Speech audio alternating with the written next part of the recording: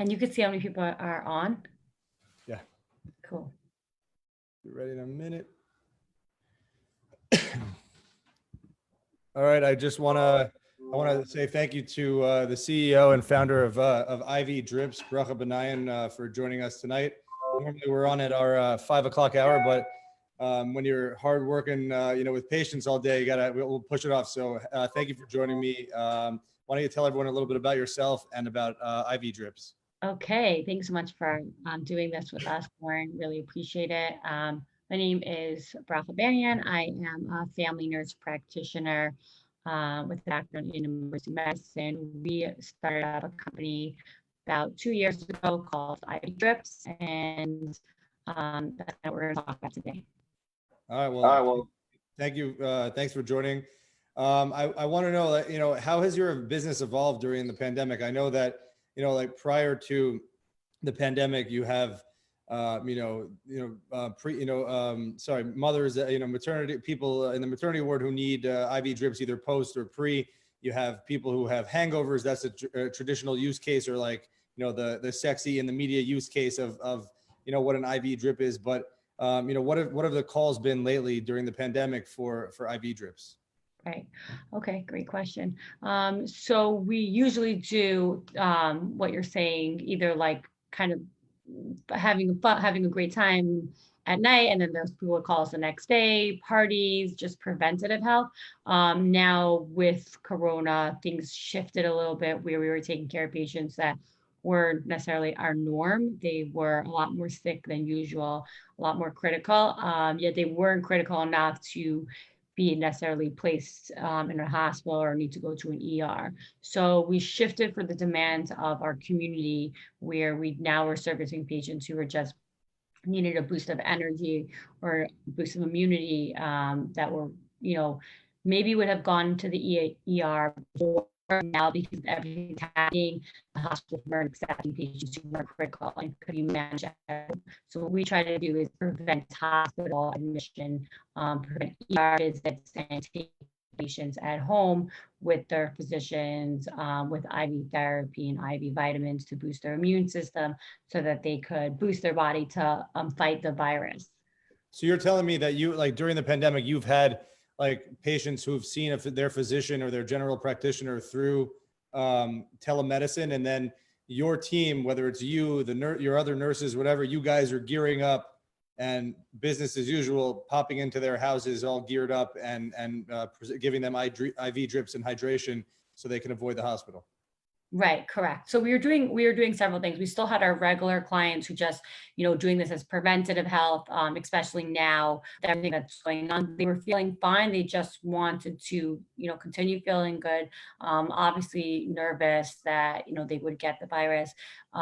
So we divided our nurses to patients who, were COVID or COVID symptoms, or had someone in the house that had any COVID symptoms. And then there were patients who were just quarantined, no symptoms. And so the nurses were separate so that we weren't, running into any risk of, transmitting the infection. All our nurses, were geared up. They were provided with full PPE, which you provided that? You guys provided that? Yeah, we provided it. It honestly wasn't so difficult to get for our nurses. Obviously it was, if you wanted to protect our nurses and we wanted to protect our patients, so it wasn't like a matter of, we were only gonna provide that. So they would wear, a full mask, a shield for their face, and then, N95 mask underneath that. And then they wore like a gown that they would change for, from one patient to the next. So even though they were still doing that, we still divided the patients from one to another. So then we had patients who were feeling fine in terms of COVID, but they had other illnesses, like they were just elderly and they needed IV hydration. They just had other, people have other sicknesses, during this pandemic. So they needed IV hydration for whatever reason, that they would have gone to the ER for. but they didn't want to because they weren't having any COVID symptoms. So we would take care of patients like that as well. So there's definitely a very, very, very high demand to really stay home and get treated at home. Yeah, I mean, you guys, I until we, started discussing this interview, like I hadn't thought about like there's this gray area, like where I am right now in upstate New York. When we had coronavirus, it was like, pull up to the testing center, which is also the urgent care. You're not coming inside, you're greeted by people in a mask, and there's the parking lot, the waiting area, then you get tested on the outside. Even my 4-month-old, who unfortunately had corona, and thank God he's fine, like everything, all the triage and care was done outside. So like I didn't think about this. There's this gray area, or this, absence of like, we want to treat you, but we can't come. We're not going to come to you. And so I mean, for your team to enter people's homes and to provide where there's otherwise an absence of care, or people have this fear of going to the ER, or getting, I don't have corona, or I think I have corona, but I'm going to get corona in the hospital. I never thought or didn't connect the dots, but I think it's really an important service. And for a lot of patients, just to even have the touch, the personal attention, not, even especially for the elderly, like they're not used to, like, we're talking here on my computer or my phone or whatever, we're used to that. That's our generation. But, for folks who are elderly, that's not how they're used to getting care. So did you find that, that resonated well with the elderly population, or where those who were scared to go to the ER, you were able to, say, hey, like we can give you, we're real nurses. We can give you like really, good drips and hydration, and we can get you to stay home. Yeah, no, that was, I think that a lot of families felt, relief that they could call us up for their parents or grandparents, and they're hydrated and not feeling well. In general, to get these like episodes of dehydration, just due to just old age and low appetite, not necessarily due to corona. And sometimes it was, but sending anyone to the hospital now, or and especially like an elderly person, no one was allowed to go in with any visitors. It's a very terrifying decision to make.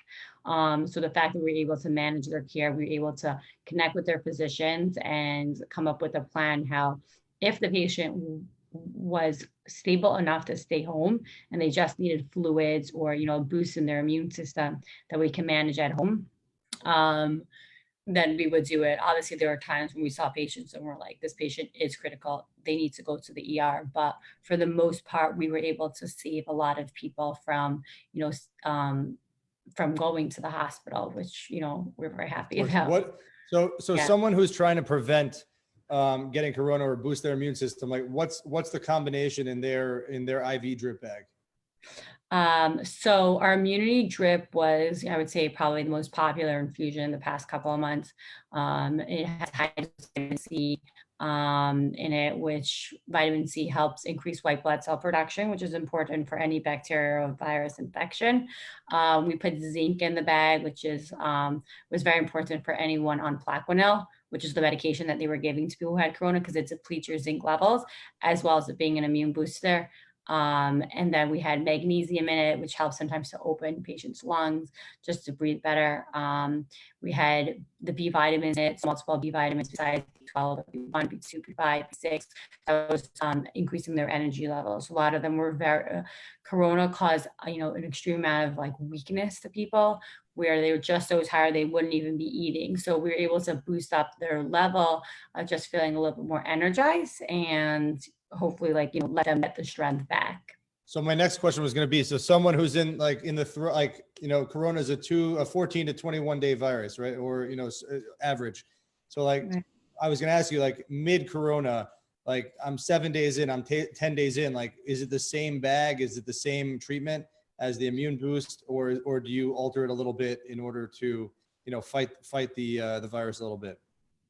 Yeah, it definitely gets altered based on like each patient, where they are on their stage of incubation of when they got the virus, how it's in their medical history. I mean, everyone has different medical histories, are capable of getting a different amount of fluids. So it had to be tweaked. There was a lot more stuff into on each person's bag with COVID. It wasn't like everyone was a little bit more critical than a standard patient that we usually go to, where they're usually don't have so much of a health history. They're doing it as an immune booster. Something we do beauty boosters. It's really about like, having like great hair, skin, Wait, nails, you're just their saying energy. you can fix this? That's what you're saying? No. Yeah, just a couple of treatments and Yeah. different person. Be glowing. Yeah, Be glowing. yeah, Yeah. glowing. We have a glow drip. So yeah, it's definitely the patients were much more critical. They're a lot of patients that were getting sick were people who had other like multiple comorbidities. So just their medical, like we do a medical before anyone gets an infusion, even though it is something as preventative, they still go through a medical clearance process before we just start, accepting them. So the clearances were much longer and thorough for during this time. I mean, were your nurses like, hey, yeah, we're jumping in, we're treating people on the front lines in the hospital, and now we want to treat people in their homes, or was there some hesitancy and fear, with your team? There was, even though they were a lot of our nurses are in the hospital. They're either in ER, ICU. A lot of them are seeing COVID patients. It started off where only a couple nurses, were interacting with COVID. They only had like a certain unit in the hospital, and then like most of our nurses were like, our whole hospital is COVID now. So some of them were hesitant. They didn't want to really see patients. Um, at their homes for particular reasons, not just I was like, you're seeing the patient anyways. So that was like an argument. I was like, what's the difference? But they were saying, we don't want to be exposed, another day, another second. So it's a real fear. And that's why like the PPE was so important to, us to really protect our nurses, also protect the patients. So, I always tell my nurses that, and everyone, that nurses are such a fundamental part of medicine. They are the foundation. Without the nurses, it's like there's nothing. They really carry out so much of the medical care for people. So again, it is a risk walking into a patient's home. Even if they necessarily weren't having the typical COVID symptoms, you don't really know if someone could be a silent carrier. So they were, I get the fear of um of of going into someone's home, and I'm really proud of all of them for helping out everyone in the community. And that's scary too, because like I go to the supermarket or I go to Walmart, my new favorite store. I'm plugging them, here, and I think my credit card bill is only Walmart, Walmart, Walmart. But you know, I'm not necessarily scared, but I have a mask on. I'm Purelling. I'm wearing gloves. I'm washing the handle of the shopping cart. I'm staying as far away as I can from other people with masks. Although I've seen a lot of people who like to do the under the nose mask. Not cool, because clearly that's not going to work. But your nurses and your team are literally going from the front lines, like the very front lines that everyone's talking about in the ER, and then doing something even scarier. Like you're entering someone's home where they're more comfortable, where they're not taking, necessarily the precautions that that they should, and you're touching them, you're doing blood pressure, you're giving them an IV. I mean, you're as close as you possibly can to do proper care. So obviously, I want to commend and Yeah. thank all your team, and say that again. That's some people run towards the fire and other people run away from it, and most Yeah. people away from it. So it's an amazing thing to be doing. Yeah, yeah. No, we have a really great team. I mean, and all nurses out there, it's amazing. And people are like, "Aren't you scared? Aren't your nurses scared?" I'm like that's why someone makes a decision to become a nurse. It's like they want to help and care other people. If everyone was This is scared, what we do. This is what, like, yeah, like if all the nurses were scared and wouldn't do it, then like who's gonna do it? So that's kind of like what they make a decision. I think in medicine, people make a decision to help other people. Same type of things with the firefighters. They make that decision to risk themselves to help others, which I think is I guess I don't think that everyone realized how beautiful those positions were and how important they were until now, that they put themselves at risk to help others, which I think is beautiful. So, I mean, we had a great team. and all my nurses are, there's, again, a lot of patients needed a lot more care, a lot more time, a lot more help. Think about how many people were sick and how many medical providers there are. So it was very overwhelming for a lot of the medical providers. And all my nurses, like, they're just very caring. So thank God we were able to help a lot of people. So you said overwhelming, not overwhelmed. I mean, have you seen? I mean, I know the overall numbers, are down, and we're definitely like either plateaued or we're coming down, off the wave. But like, everyone's saying, and I think it's pretty obvious that unless we have some kind of vaccine or we're deep into trials, next fall could be a real issue. And I've been saying that a lot here, and I definitely believe that. I mean, are you like, as far as like pivoting and positioning, gearing up with supplies, with staff, for fall, thinking that, as that wave increases, like, is this a business opportunity for you? So, again, this for us, like this is, it's gotten a lot busier. Even though it is getting better, travel nurses have come into the state to help everyone out. And the volume definitely decreased in the hospitals. Um, it's going to continue. Obviously, again, it could, go exponentially higher in the fall. We're definitely like equipped to handle, another influx. We're prepared for it. Hopefully that doesn't happen. Most of our patients were pretty much coaching on, the hygiene, and then, recommending the infusions every couple of weeks. You want to boost your immune system. Does it mean that if you have the strongest immune system, could you still get the virus? Could you still get sick? 100%. But hopefully the strain won't be as strong then, and your body's able to fight it. And if you're just, coming down with a cold, it's not a time that you want to be susceptible to get sick. So that's kind of why we're recommending everyone in general. This is a recommendation that we do, but even more so now, these infusions are meant as a lifestyle, as a way to, keeping your immune system intact, which is why we recommend it doing every 3 weeks. So can you take, that's good recurring revenue, right? That's good. I need one. I'm due. Can you take everyone through and take me through, like, I'm sitting here, I'm freaking out. I got Corona. I think I have Corona. I don't know what's going on. I have fatigue. I pick up my phone right here. I call you guys. What's the process like from when I call you and I'm having my freak out, I need my IV drip now, to, when you guys come, when I feel the results of the drip? Like, can you walk us through the process of what it's like? Yeah, sure. So someone would call our service. They, had any questions, what it is, how it would help them. They would book an appointment online. They'd request when they would want it. And from there, they would get booked during like the, I would say the March time. It was hard for us to do like usually we do a couple hour turnaround time. They had more of a time range then. It took a little bit longer because we had so many patients that needed fluids now or needed hydration now, that were very sick right now. So couple hours later or 6 hours later, we'd process their appointments. Me or another nurse practitioner on the team would call them up, go through their medical history, go through all their issues, what they're feeling, evaluate them if they were a patient that was stable enough to get the drip at home. Then we would connect with their physician, especially if they had an extensive medical history, and get the drip approved with them.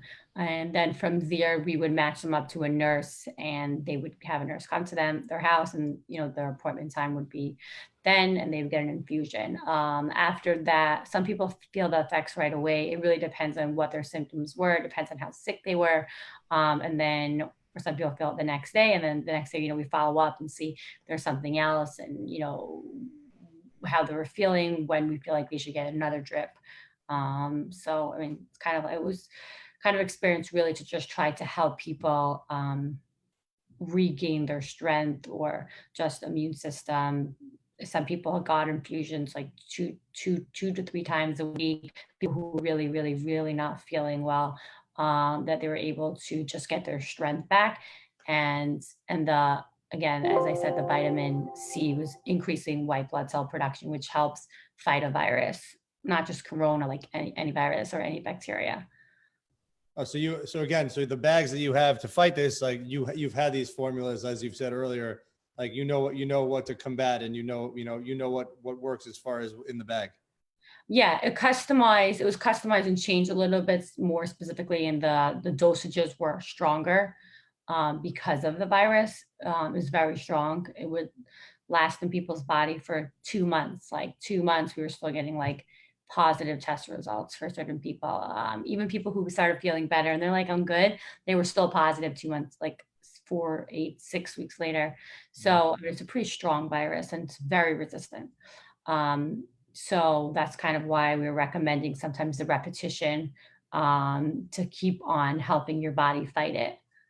And how about after Corona? Like once you're done with Corona, is it smart to get a drip or to get an IV dose fluids to like help yourself bounce back? Yeah, definitely. It happens to be that last week we had our first, we used to hangover drips, and since Corona it stopped, last week we had our first hangover drip again. So I'm like, okay, it's getting better. Some people are getting happy. Yeah, definitely. That's why I said every 3 weeks for most people who are healthy, every 3 weeks, I would recommend them to, get another drip. If you're it's I always tell people it's not necessarily meant if you're feeling sick. It's also meant for people who feel fine, who feel healthy, who feel good. I get these infusions for myself every couple of weeks. It's just a way of feeling, energized and healthy. It's a way of keeping your body, just kind of like working out at the gym and eating healthy. It's not going to help you so much if you're, just do it once or twice. It's a way of living. It's a certain lifestyle. Absolutely. And like, we were talking about, as far as, specifically to coronavirus, and people getting treated at home, like and it sounds like you have nurses, you have PPE, you're giving IV drips, you're taking people's blood pressure and pulse ox. Like, what's the difference between home health care and IV drips and you guys? Oh, yeah, very good question. Okay, so usually when people, let's say, go through, so we're not through insurance. Usually when someone goes through insurance, they have like a nurse sent to their house.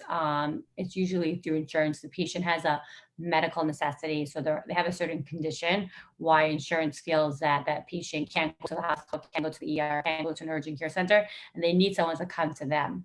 Most of our patients that we usually deal with are not necessarily patients who have a medical necessity that they can't get up from their house. I'm not talking about necessarily corona. That's like before that. Yeah, I totally had a follow up for that because during Corona, like there's such gray area. I know. That's why I tell go to the my hospital, patients. but don't go to the hospital. But if you're gonna come, call me before you're gonna come, and then let's figure it out. And we'll meet on the corner, and you'll put on a mask, and then maybe you'll come in, or maybe you won't, and maybe I'll send you home. I think It's just like exactly. it's just yeah. During Corona, I think all the insurance companies should reimburse all of my patients. They had definitely a medical necessity not to leave their house. And I really hope that insurance will reimburse. But for the most part, they usually don't. Okay. Because they don't feel, for the patients that we're usually dealing with, they don't have a medical necessity. They're capable of getting up and going to the doctor or going to the ER. It's just inconvenient, or they just a way of living. So like, for example, a pregnant woman who's nauseous and vomiting, at 7 a.m. in the morning, and she's tired, she didn't sleep all night, she's feeling sick, she calls our service up. Could she go to the hospital? Yeah, sure. She gets it in the ER for the next 6-7 hours to get an IV fluid. Again, it's extremely inconvenient. So they're not necessarily always going to have a legitimate, according to the insurance company, medical necessity that you could bill for it. So it's kind of a different sort of population that we're dealing with. It's not necessarily someone's who has a chronic illness that insurance will cover it. So it's more of like a lifestyle sort of infusion. We're not treating a disease process. We're just more for preventative health. That's a good answer, and I appreciate that. What's your service area? Where do you go? I mean, I know when I was in New Orleans, you're not coming down there, but what's your service area? I know you're based in Brooklyn. So our headquarters is in Brooklyn, but we're all over New York and New Jersey. So we're anywhere from Atlantic City, DL, Lakewood, Manhattan, Nassau County, Monroe, I mean, you name it, anywhere, Roslyn, anywhere in New York and New Jersey, we travel to. Awesome. We have to say thank you. I'm looking at some of the comments. We have someone, Shayna Finkelstein, who commented, my mother-in-law's friend, who said that one of their friends was sick during Corona, and they reached out to you guys because and she got an IV drip at home, and it was helpful. So there you go. There we go. Very happy. Exactly. So why don't you tell everyone where we can find you guys? Both I know your Instagram game is money, and you have a beautiful website with all the drips and bags. Tell everyone where they can find you. Sure. Our phone number is 212-220-3957, and www.ivdrips.com, our website. Look a drip on the website, or follow us on Instagram, and all our information is there. It's ivdrips_. And yeah, any questions you have, I mean, just feel free to ask, and we'll respond.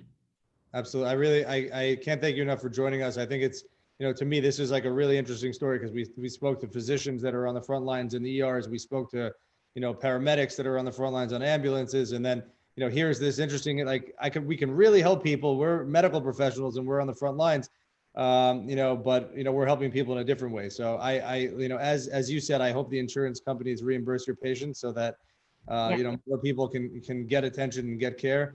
Thank you, for joining us and for what you're doing. Thank you so much. Thanks for doing this, Warren. Appreciate it. All right. Be well. Talk to you soon. Have a great day. You too.